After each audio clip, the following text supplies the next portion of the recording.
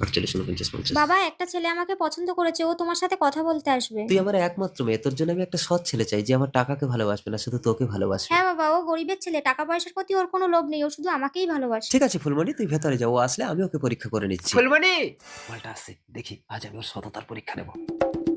ফুলমণি, এ কি এত টাকা?